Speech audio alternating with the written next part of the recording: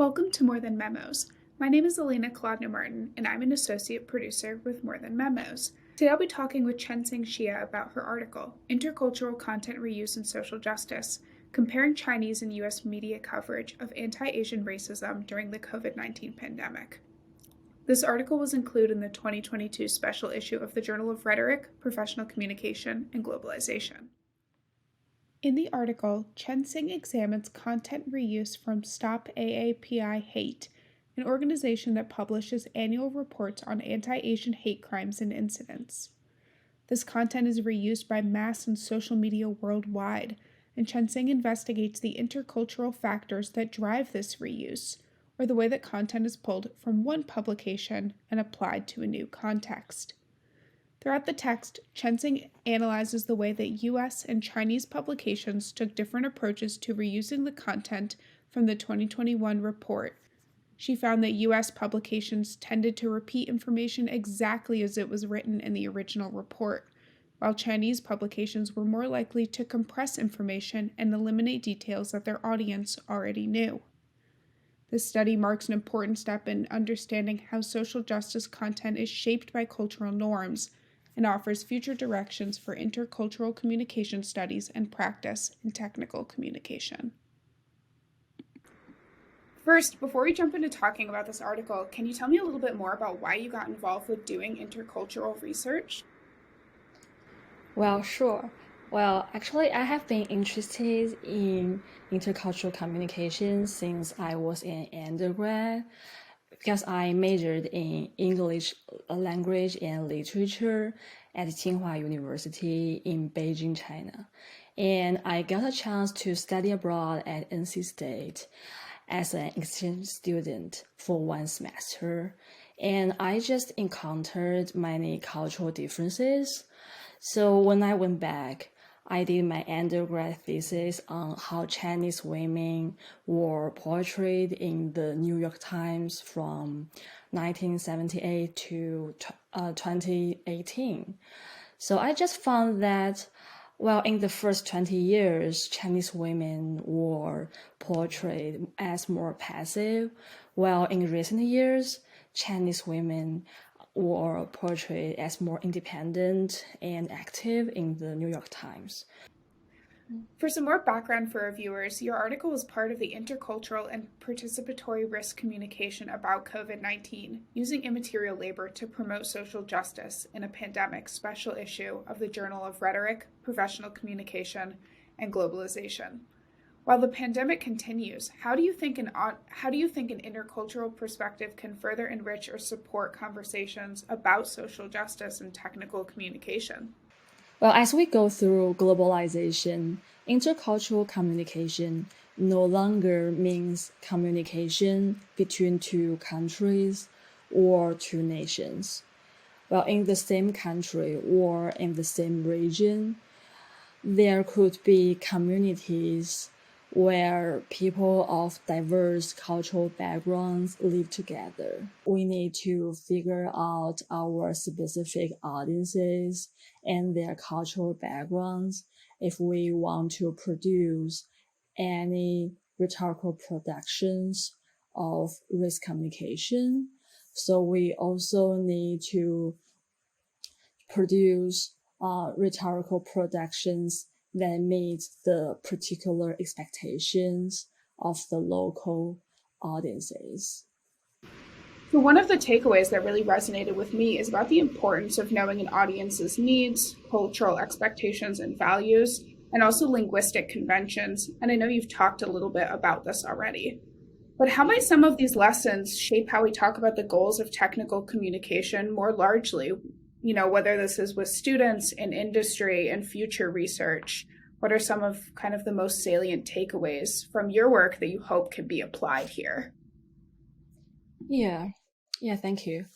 Well, I think when we put these lessons into practice, I think we need to first find out the scenario that we are working on.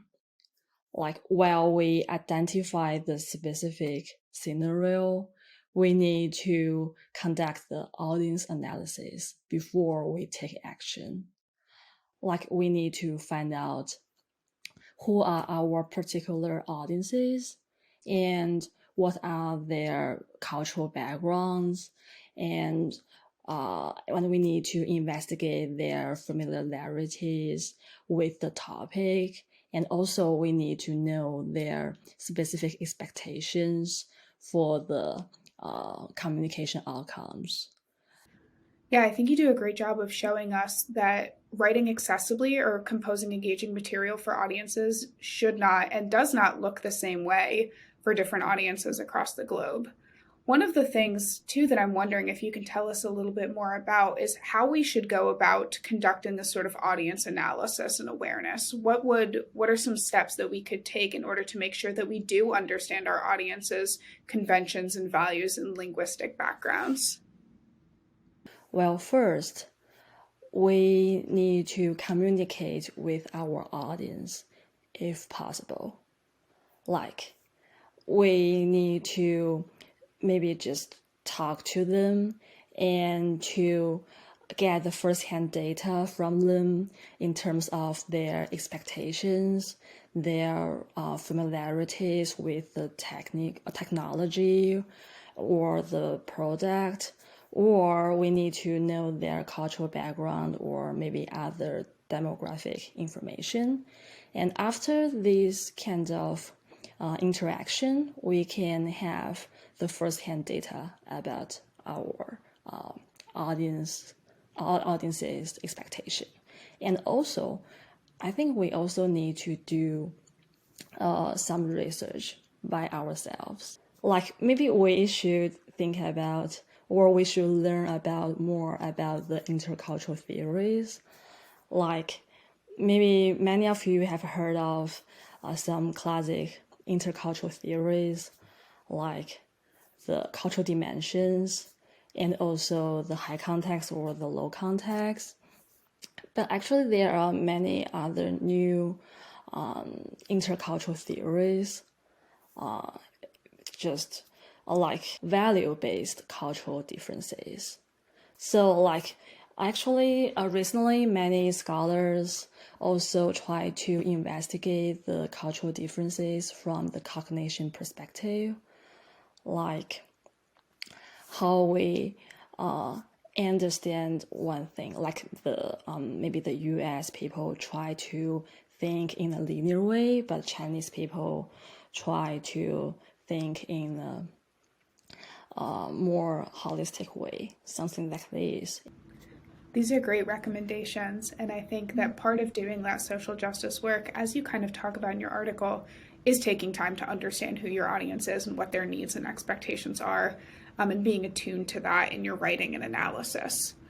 What do you hope readers of these media articles or social media sites understand about the responses to COVID-19 and anti-Asian messaging and hate crimes?